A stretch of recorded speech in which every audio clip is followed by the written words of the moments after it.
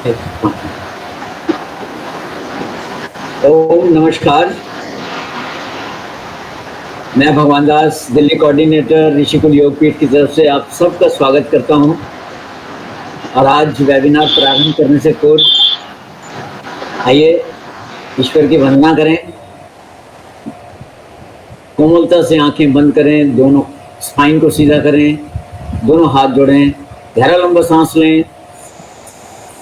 ओम सर्वे भवन्तु सुखिनः, सर्वे सन्तु निरामया, सर्वे भद्राणि पश्यन्तु, मा कश्चित् दुर्भाग् भवेत्।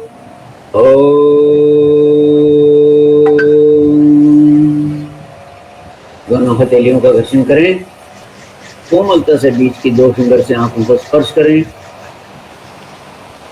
आज हमारे बीच डॉक्टर भट्ट जी उपस्थित हो चुकी हैं और मैं अपने अध्यक्ष डॉक्टर DN शुक्ला जी से अनुरोध करूंगा कि वो वेबिनार प्रारंभ करने की अनुमति दें। धन्यवाद। बहुत बहुत धन्यवाद डॉक्टर भगवान दास जी। आज 25 मई 2022 बहुत ही हर्ष का दिन है, सौभाग्य का दिन है हमारे लिए, ऋषिकुल योगपीठ परिवार के लिए। राष्ट्रीय वेबिनार 365 दिवसीय आयोजन जो लगातार आयोजित किया जा रहा है ऋषिकुल योगपीठ के द्वारा, जिसमें आज 185वां महासत्र है, 185 सेशन, जो लगातार प्रगति पर है 365 दिन पूरे करने के लिए। उसमें आज के इस महासत्र में पुनः उपस्थित हुई हैं मुख्य वक्ता के रूप में श्रीमती अमी कन्हैयालाल भट्ट जी, जो लगातार वेद उपनिषद पर व्याख्यान चल रहा है, जिसमें आज का जो मुख्य विषय है तैत्तिरीय उपनिषद, उस पर व्याख्यान होना है। और संक्षिप्त परिचय है, श्रीमती अमी कन्हैयालाल भट्ट जी योगाचार्य हैं, सोमनाथ संस्कृत यूनिवर्सिटी में योगा एग्जामिनर पोस्टेड हैं, 3rd level yoga certification board YCB से सर्टिफाइड हैं, योगा फैकल्टी मुदिता योगा प्रोफेशनल सेंटर से कार्यरत हैं और कई वर्षों से योग के क्षेत्र में कार्य कर रही हैं। और एक योग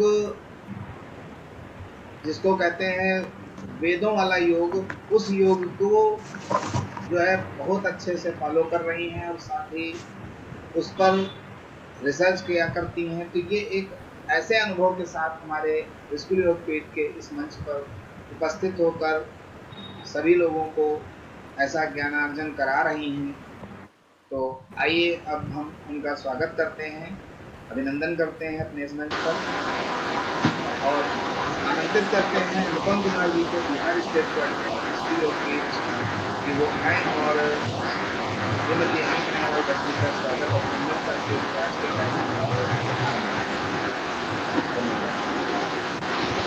धन्यवाद सुषमा सर और धन्यवाद भगवान सर। सभी को हमारा प्रणाम। मेरा नाम अनुपम कुमार, ऋषिकुल योगपीठ बिहार का कोऑर्डिनेटर हूँ और आज के सत्र में डॉक्टर भट्ट मैडम का बहुत बहुत स्वागत है। तो चलते हैं भट्ट मैडम के पास और आज के विषय के बारे में जानेंगे। मैडम आपका स्वागत है। बहुत बहुत धन्यवाद आप सभी का। देवनाथ शुक्ला जी जो कि अध्यक्ष है ऋषिकुल योगपीठ के, दिल्ली के राज्य संयोजक भगवान दास जी, अनुपम कुमार जी और जो भी लोग इस महान कार्य में जुड़े हैं, मैं आप सभी का बहुत बहुत धन्यवाद अदा करती हूँ और अपने आप को भी खुशकिस्मत समझती हूँ कि मुझे भी इस ज्ञान गंगा में कुछ देने का मौका मिल रहा है। तो आप सभी का फिर से एक बार मैं धन्यवाद अदा करती हूँ। सीधा विषय की ओर ही चलते हैं क्योंकि आज काफी समय भी हमारा निकल चुका है। तो तैत्तिरीय उपनिषद के बारे में आज हम बात करने वाले हैं। तैत्तिरीय उपनिषद जो है वो कृष्ण यजुर्वेद की तैत्तिरीय शाखा के अंतर्गत आता है और उसी शाखा में तैत्तरीय आरण्यक जो है उसी का ये एक अंग है। उसमें कुल 10 अध्याय है तैत्तरीय आरण्यक में, और उसी में से जो 7, 8 और 9 ये 3 अध्याय है, ये तैत्तरीय उपनिषद के नाम से जाने जाते हैं। तो इनमें कुल मिला के 7, 8 और 9 यानी कि 3 अध्याय है, और वो 3 अध्याय जो है वो है शिक्षावल्ली है, ब्रह्मानंदवल्ली है और भृगुवल्ली है। शिक्षावल्ली में 5 संहिताओं के बारे में वर्णन किया गया है, ब्रह्मानंदवल्ली में पंचकोश की अवधारणा है, और भृगुवल्ली में ब्रह्म तत्व को मुख्य विषय के रूप में वर्णित किया गया है। तो सबसे पहले शिक्षावल्ली के बारे में हम जानेंगे। शिक्षावल्ली में कुल मिलाकर 12 पार्ट में उसे डिवाइड किया गया है, और अनुवाक कहा गया है इसे। 12 पार्ट को अनुवाक के नाम से जाना गया है, और उन 12 जो पार्ट है, 12 अनुवाक है, उनमें अलग अलग विषयों की चर्चा तैत्तरीय उपनिषद के अंतर्गत आती है। पहला जो अनुवाक है उसमें सबसे पहले प्रार्थना की गई है, और फिर आगे से शिक्षा के बारे में चर्चा द्वितीय अनुवाक में की गई है कि शिक्षा क्या है। अतः शिक्षा व्याख्यास्याम, अब हम शिक्षा की व्याख्या करेंगे। तो उसके अंतर्गत वर्ण क्या है, स्वर क्या है, मात्राएं क्या होती है, साम क्या है, इन सभी के बारे में शिक्षा अध्याय में एक चर्चा की गई है। तो वर्णों के उच्चारण कैसे किए जाते हैं, स्वर क्या है, मात्राएं क्या होती है, बल, साम, संधि विग्रह, संधि विच्छेद जो हम व्याकरण के अंतर्गत जो सीखते हैं, उन सभी की चर्चा ये दूसरे अनुवाक में की गई है, और इसीलिए इसे शिक्षा अध्याय का नाम दिया गया है। उसके बाद तीसरा जो अनुवाक है उसमें 5 संहिताओं की चर्चा की गई है। 5 संहिताओं में जो है उसमें जो पहली है वो लोक विषयक यानी कि अधिलोक की चर्चा की गई है। पृथ्वी लोक है, स्वर्ग लोक है, इन दोनों के बीच में जो आकाश विद्यमान है, तो उनकी चर्चा वहां पर की गई है। उसके बाद ज्योति विषयक संहिता है जो आदि ज्योतिष के नाम से जानी जाती है, और जल का निर्माण कैसे होता है तो अग्नि और आदित्य के मेल से जल का निर्माण होता है। तो इस तरह से दूसरी जो संहिता है वो है ज्योति विषयक संहिता। फिर उसके बाद तीसरी संहिता जो है विद्या, जिसे अधिविद के नाम से जाना जाता है। तो वहां पर गुरु और शिष्य के मिलन से और प्रवचन से विद्या उत्पन्न होती है। तो गुरु और शिष्य के बीच में जो संबंध है वो विद्या विषयक संहिता, जिसे अधिविद नाम से जाना जाता है। चौथी संहिता जो है वो है प्रजा विषयक संहिता। तो वहां पर माता पिता के प्रजनन कार्य से संतान की उत्पत्ति होती है। तो ये अधिविद्य संहिता के नाम से ये चौथी संहिता जानी जाती है। और 5वीं संहिता है वो है आत्म विषयक संहिता। तो जबड़ा जो हमारा होता है और जिह्वा, उनके मेल से वाणी निकलती है। तो ये जो आत्म विषयक संहिता है जिसे अध्यात्म संहिता के नाम से जाना जाता है। तो तृतीय जो अनुवाक है इसमें इन 5 संहिताओं के बारे में वर्णन मिलता है। उसके बाद चौथा जो अनुवाक है प्रथम वल्ली का, शिक्षावल्ली का चौथा अनुवाक है, उसमें जो हवन की विधियां होती है, हवन कैसे किया जाता है, उनके बारे में चर्चा की गई है। 5वें अनुवाक में जो 4 व्याहृतियां है, हम जो गायत्री मंत्र बोलते हैं उसमें हम बोलते हैं ओम भूर्भुवस्वः तत्सवितुर्वरेण्यम। तो ये जो ओम के बाद भूर्भुवस्वः और फिर मह, ये 4 व्याहृतियों का प्रयोग उसकी उपासना कैसे करनी चाहिए और उस उपासना का फल क्या होता है, इसके बारे में 5वें अनुवाक में चर्चा की गई है।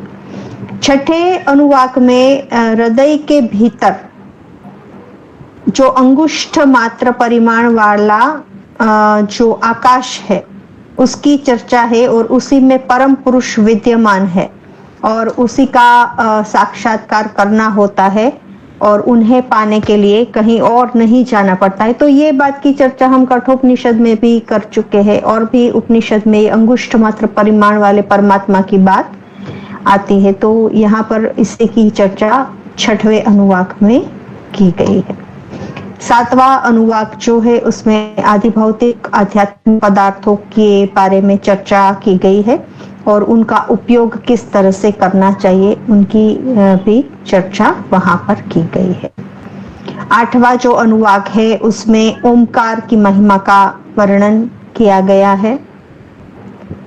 शिक्षावल्ली का जो 9वां अनुवाक है उसमें यथा योग्य सदाचार का पालन कैसे करना है, शास्त्रों का अध्ययन, सत्यता यानी कि सत्य पालन, तपश्चर्या, इंद्रियों का दमन करना, मन का निग्रह करना, अग्निहोत्र, अतिथियों की सेवा, मनुष्य के उचित जो कर्म है, व्यवहार है, संस्कार है, इन सभी की चर्चा की गई है और उन्हीं को तप कहा गया है। इन सभी चीजों को तप कहा गया है। किनको तो कि सदाचार का पालन करना चाहिए, अतिथियों का सत्कार करना चाहिए, अग्निहोत्र करना चाहिए, सत्य का पालन करना चाहिए, तपश्चर्या करनी चाहिए, शास्त्रों का अध्ययन करना चाहिए, मन का निग्रह करना चाहिए, इंद्रियों का दमन करना चाहिए। इन सभी को तप के अंतर्गत गिना गया है। 9वें अनुवाक में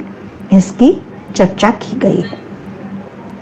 उसके बाद जो 10वां अनुवाक है उसमें मनुष्य की जो मन की आश्चर्यकारक शक्तियां होती है, मन में कितना सामर्थ्य होता है, मनुष्य के मन में कितनी शक्तियां पड़ी हुई है, वो जैसा सोचता है वैसा बन सकता है। तो मन के सामर्थ्य की बात 10वें अनुवाक में की गई है।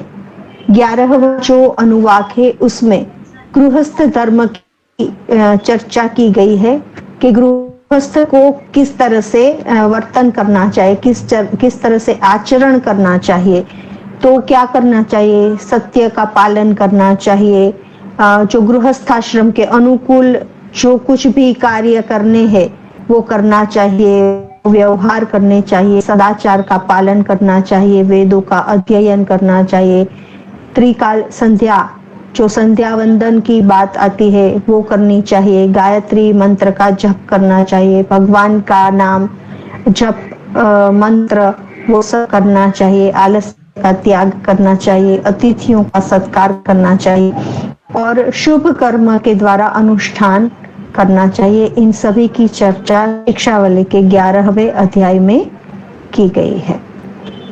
12वां और अंतिम अध्याय जो है शिक्षा का, उसमें भिन्न भिन्न शक्तियों के अधिष्ठाता जो होते हैं परमेश्वर, उनको विभिन्न जप द्वारा उनकी स्तुति की गई है कि परमेश्वर की स्तुति किस प्रकार से की जानी चाहिए। विभिन्न प्रकार के जप की बात यहाँ पर आती है और परमात्मा के प्रति कृतज्ञता का भाव प्रकट करने की बात यहाँ पर आती है। तो कुल मिलाकर शिक्षावल्ली जो है प्रथम वल्ली यानी कि तैत्तरीय आरण्यक का 7वां अध्याय जो कि शिक्षावल्ली के नाम से तैत्तरीय उपनिषद में कहा गया है। तो पहले कुल 12 अनुवाक है। पहले अनुवाक में प्रार्थना की गई है, दूसरे अनुवाक में जो शिक्षा की जो बात है, उच्चारण कैसे करना है, वर्ण क्या है, अक्षर क्या है, संधि क्या है, उनकी चर्चा है। तीसरे अनुवाक में 5 संहिता जिसमें अधिलोक, अधिज्योतिष,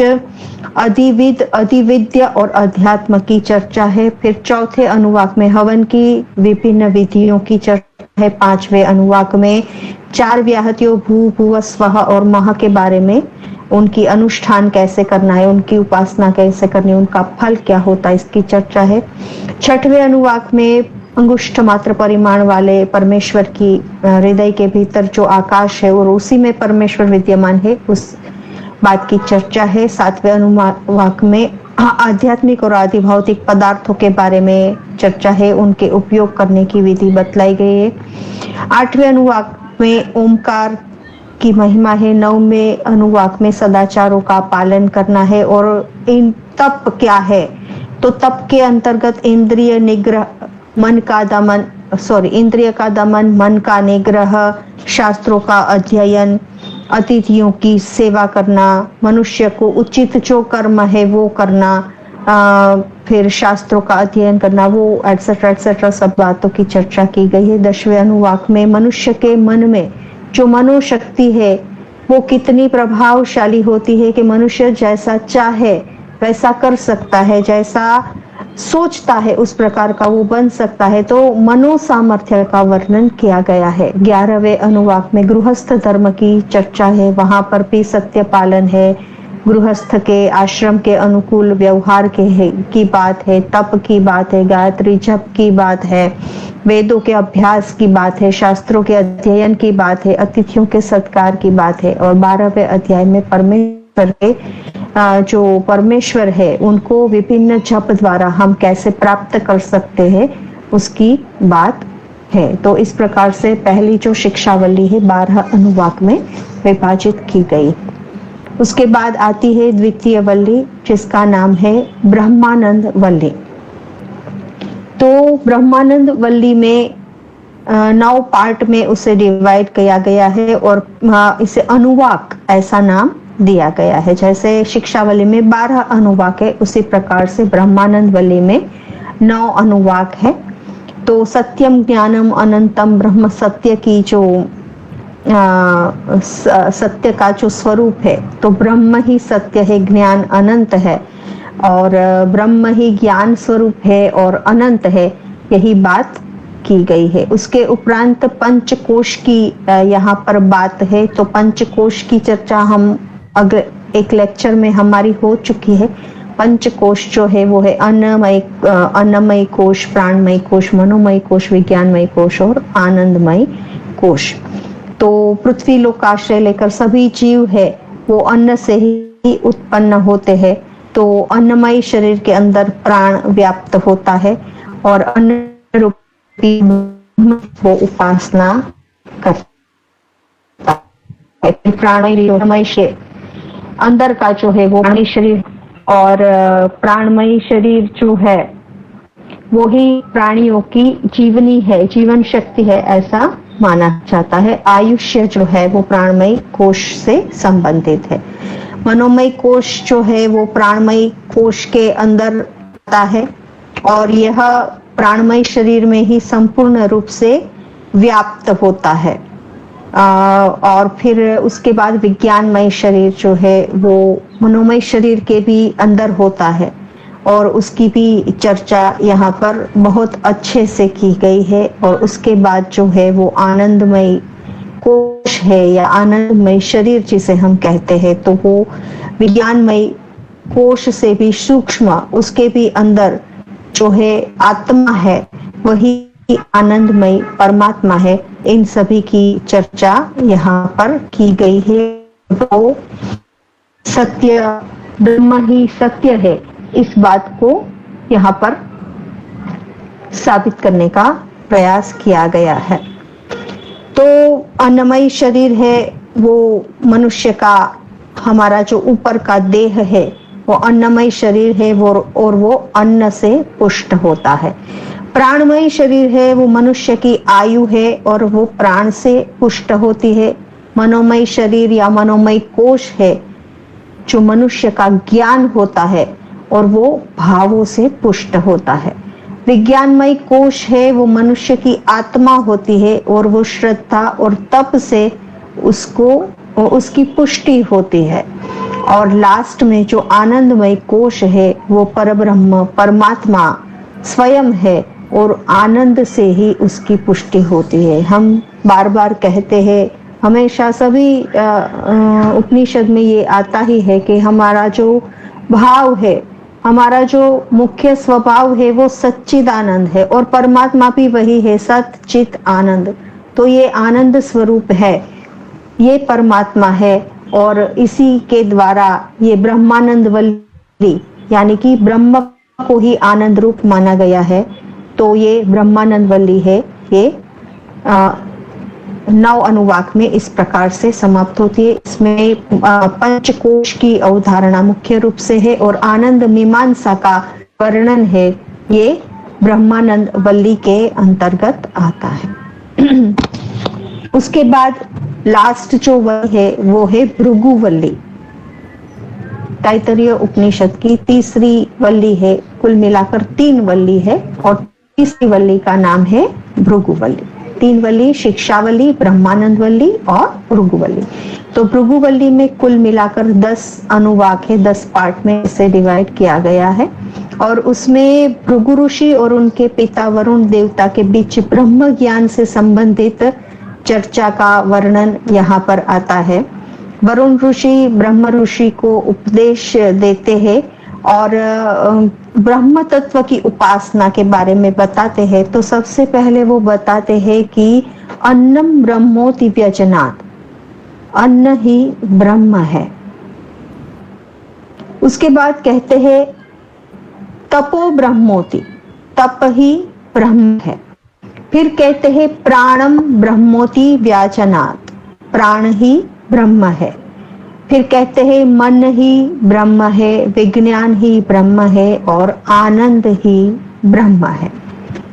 तो ब्रह्म तत्व और उसकी उपासना के बारे में वरुण ऋषि उनके पुत्र से इस प्रकार की चर्चा करते हैं, ब्रह्म का स्वरूप बताते हैं कि ब्रह्म क्या है। तो विज्ञान ब्रह्म है और आनंद ब्रह्म है। उसके बाद अन्न हेतु कुछ नियमों की इस तैत्तरीय उपनिषद की जो भृगुवल्ली है उसके अंतर्गत आती है और वहां पर कहते हैं कि अन्नम निंद्यात्, अन्न की कभी भी निंदा ना करें, अन्न की निंदा ना करें। अन्नम च परिचक्षित यानी कि अन्न की अवहेलना ना करे और अन्नम बहुकुर्वित यानी कि अन्न को बढ़ाए। तो ये अन्न की जो महिमा है, अन्न के हेतु जो नियम है, आजकल हम देख रहे हैं, आजकल का इतना हम व्यय करते हैं। हम जब रेस्टोरेंट में जाते हैं, किसी भी शादी ब्याह में जाते हैं, तो आजकल तो वो बुफे का चलन बढ़ गया है। खड़े खड़े खाना खाने की जो बात हमारी संस्कृति से टोटली विपरीत है और वो हम कर रहे, तो हम देख रहे हैं कि कितना हम अन्न का व्यय कर रहे हैं। जहां हम देखें तो कितने सारे लोग हैं वो अन्न से वंचित रहते हैं और हम पार्टियां करते हैं, होटल्स में खाते हैं, रेस्टोरेंट में खाते हैं, शादी ब्याह में जब जाते हैं तो हम कितना अन्न बिगाड़ते हैं। पूरी प्लेट भर लेते हैं, उनमें से कुछ खाते हैं, कुछ छोड़ देते हैं। तो हमारे शास्त्रों में भी अन्न को देवता माना गया है, अन्न को ब्रह्म का दर्जा दिया गया और ब्रह्म की हम क्या हाल कर रहे हैं। तो ये भी एक सोच जैसी बात है। तो इस पर भी हम अवश्य सोचे। कम से कम यहाँ के जो स्टूडेंट्स है, हम जो कुछ भी अभी मुझे सुन रहे हैं, तो कम से कम आप तो ऐसा नियम बनाना ही चाहिए कि जितना थाली में आया है उतना खा लेना चाहिए, वरना जितना आपको चाहिए उतना ही थाली में आप लीजिए, अन्न को वेस्ट मत कीजिए। शास्त्र भी यही कह रहे हैं कि अन्न की निंदा ना करें। ने देखा है कि घर में खाना पकता है तो हर रोज न कुछ, आज नमक ज्यादा है, आज ये है, आज खराब बना है, आज ये है।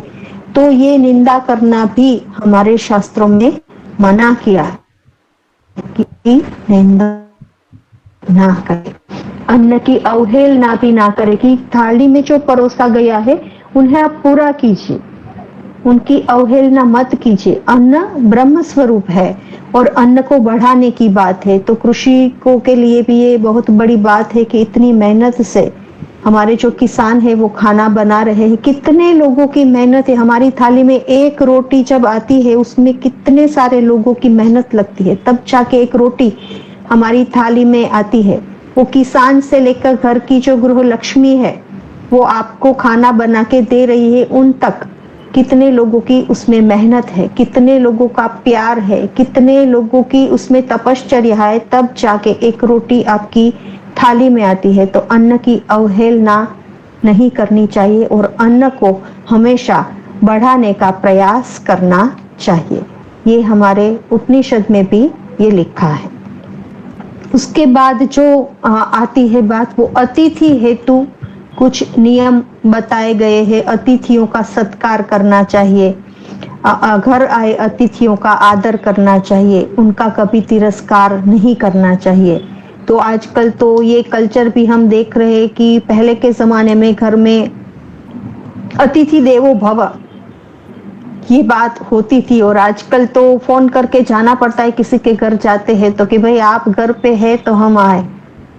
तो ये जो आतिथ्य भावना वाली बात है ये भी हमारे शास्त्रों में लिखी हुई है कि अतिथियों का हमेशा आदर करना चाहिए, सत्कार करना चाहिए, उनका कतई तिरस्कार नहीं करना चाहिए। परमात्मा जो है हमारी वाणी में रक्षक शक्ति के रूप में विद्यमान है। परमात्मा का वर्णन उसके बाद आता है, अतिथि के वर्णन के बाद, कि परमात्मा जो है हमारी वाणी में रक्षक के रूप में है, और प्राण और अपान दोनों में ये सामर्थ्य रूप परमात्मा होते हैं। उसके बाद परमात्मा का स्वरूप बताते हुए कहते हैं कि हाथों में परमात्मा जो है वो कर्म शक्ति वाले होते हैं, पैरों में सामर्थ्यवान गति बताई गई है परमात्मा की, गुदा में उन्हें विसर्जन शक्ति वाला बताया गया है, और वृष्टि में उसे बिजली की शक्ति माना गया है। परमात्मा है वो उपस्थ में प्रजा की शक्ति वीर्य रूप में है, और अमृत और आनंद देने की शक्ति के रूप में परमात्मा हमारे में स्थित होते हैं। तो इस प्रकार से भृगुवल्ली में कुल 10 अनुवाक में ब्रह्म तत्व और उसकी उपासना की बात है। अन्न के बारे में कुछ नियम बताए गए हैं। अतिथि हेतु जो व्रत है उनके बारे में चर्चा की गई है, और परमात्मा का वर्णन किया गया है। तो इस प्रकार से पूरा जो तैत्तिरीय उपनिषद है 3 वल्ली में बांटा गया है। फिर से आपको बता दी हूँ कि तैत्तिरीय उपनिषद है वो कृष्ण यजुर्वेद की तैत्तिरीय शाखा के अंतर्गत आता है। तैत्तिरीय आरण्यक के कुल 10 अध्याय में से 7वां, 8वां और 9वां जो अध्याय है वो तैत्तिरीय उपनिषद के नाम से जाना जाता है। उनमें 3 वल्लियां हैं, शिक्षावल्ली, आनंदवल्ली या ब्रह्मानंदवल्ली और भृगुवल्ली। शिक्षावल्ली में 5 संहिताएं की बात है, 12 अनुवाक है, उसमें उसके अंतर्गत 5 संहिताओं की चर्चा की गई है। ब्रह्मानंदवल्ली में पंचकोश के बारे में बताया गया है, और भृगुवल्ली में ब्रह्म तत्व का मुख्य विषय वर्णित किया गया है। तो इस प्रकार से तैत्तिरीय उपनिषद की जो मेन चर्चा, हमें जो मुख्य टॉपिक आपको बताने थे कि जो इम्पोर्टेंट है, वो यहाँ पर चर्चा यहाँ पर समाप्त होती है। नमस्कार, हरि ओम।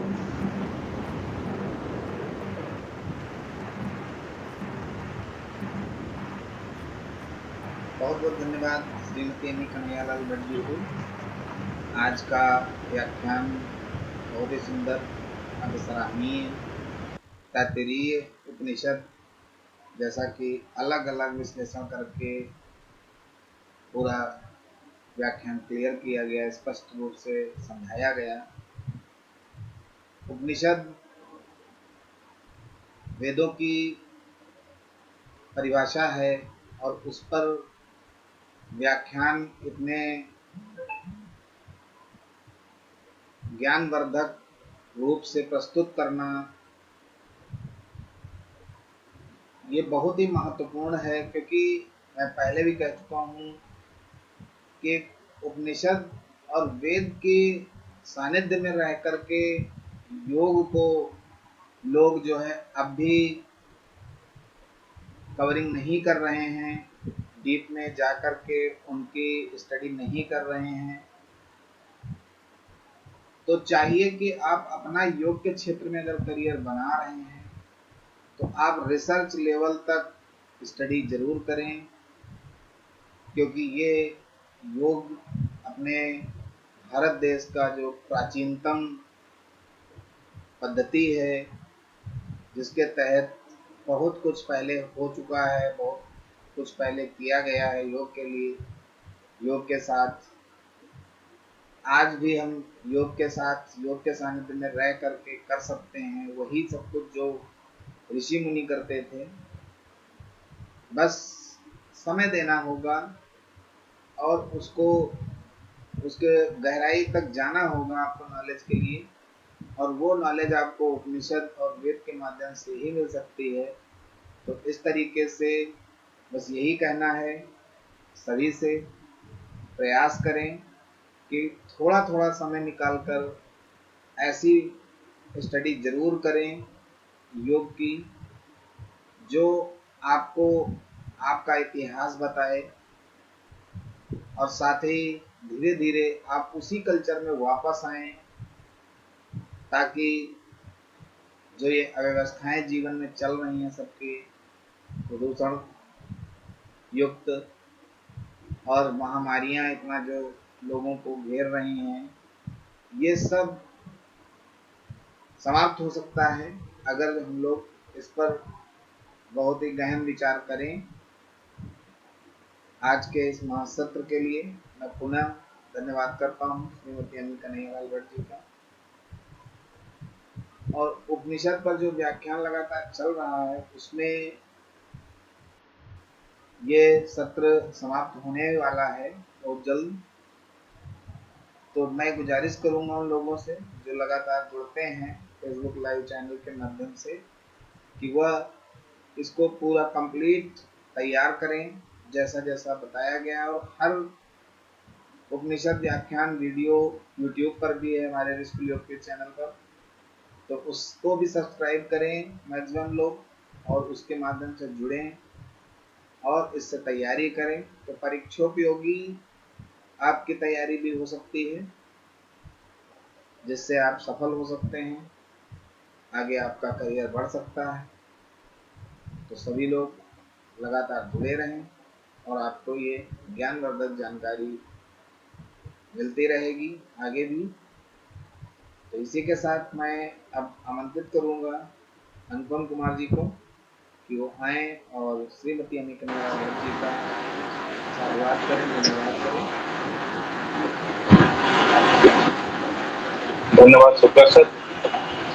और आज के सत्र में अमी मैडम का बहुत ही अच्छा व्याख्यान रहा, इसलिए मैडम को एक बार फिर से तहे दिल से धन्यवाद। और चलते हैं भगवान सर के पास, और भगवान सर आज के सत्र को शांति पाठ और धन्यवाद ज्ञापन करते हुए सत्र को समाप्त करेंगे। धन्यवाद डॉक्टर भट्ट जी, आपका बहुत बहुत धन्यवाद जो आपने अपने कीमती समय में से ऋषिकुल योगपीठ की सेवा में दिया। और आज का वेबिनार बहुत ही लाभकारी सिद्ध रहे। आइए वेबिनार को यहीं विराम देते हैं और शांति पाठ करते हैं। कमर गर्दन सीधा करें, कोमलता से आंखें बंद करें, गहरा लंबा सांस लें। ओम द्यो शांति अंतरिक्ष शांति पृथ्वी शांतिरापा शांतिरोषधया शांति वनस्पतया शांति विश्वे देवा शांति ब्रह्म शांति सर्वं शांति शांतिरेव शांति सामा शांतिरेधि। ओम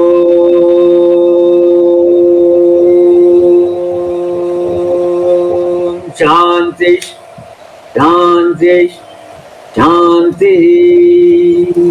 दोनों हथेलियों का दर्शन करें, कोमलता से चेहरे पे अपने लगाएं। आज का वेबिनार यहीं विराम देते हैं और मैं डॉक्टर भट्ट जी का हार्दिक धन्यवाद और तहे दिल से पुनः धन्यवाद देते हुए आज का वेबिनार यहीं विराम करते हुए कल पुनः फिर 7:30 बजे फिर उपस्थित होंगे। तब तक के लिए आज्ञा दें। धन्यवाद।